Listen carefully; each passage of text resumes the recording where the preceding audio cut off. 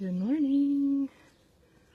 Welcome to the hoop house. It's not very organized or clean, but just a little glimpse of what we're eating these days. Lots and lots of kale. Have Swiss chard, spinach sure bolts fast. Have to pull up that stuff when I get a chance, do something with it, preserve it somehow. My broccoli, my husband got me some broccoli and cabbage plants. They're happy. Just got water.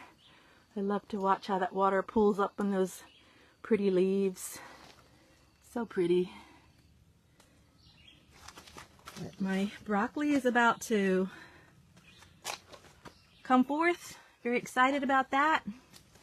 Kale, lots of kale. Some tomato plants, a few little tomato plants.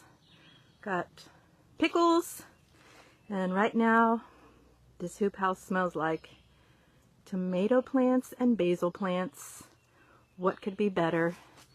These guys are starting to flower and fruit, and I'm very excited.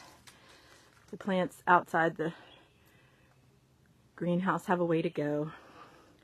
But this is my morning after my walk. I get to come in here and water things before it gets sweltering, and we get to eat well.